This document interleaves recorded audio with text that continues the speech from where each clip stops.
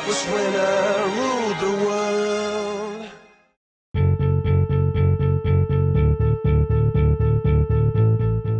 By the way, I think there is a little bit of an oxymoron. A corporate is rarely an entrepreneurial organization, and we see more and more some misunderstanding and some difficulty in how large corporation, average-sized corporation, and even a small-sized or medium-sized companies deal with the complex and multifaceted world of startups.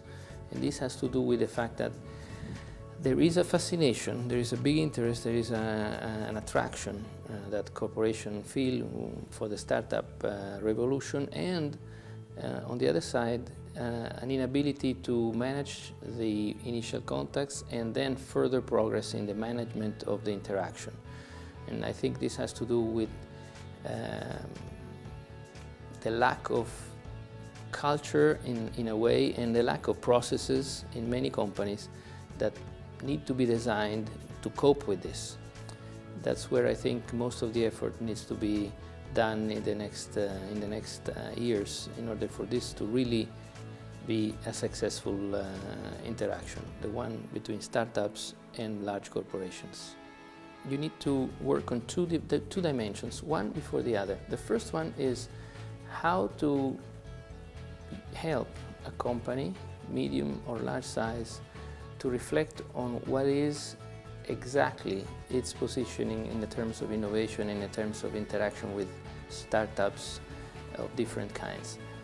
And that typically involves reflect on its weaknesses, its shortcomings, those things that are not there, and that's a painful exercise for many companies and for many executives. So I think that's really the most important part.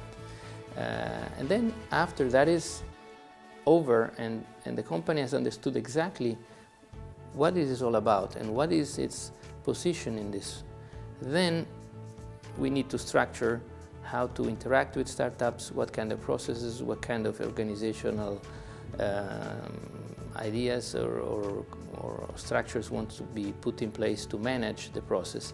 That typically is not there in many companies, or if it's there, it's probably biased by a misperception of the company's goals. So once that's done, I think then most of the education is covered. Perhaps a third step would be guide them through the one iteration at least, so that the process is helped throughout the first iteration. Well, that's basically what I think should be done.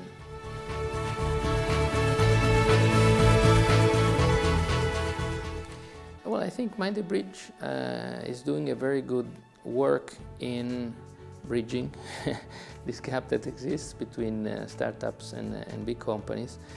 I think Mind the Bridge has done a very good job at the startup side of this interaction so far, and I think it's interesting that you're now looking at the other side. Like I said, there is need for help over there, and I think Mind the Bridge could play a role.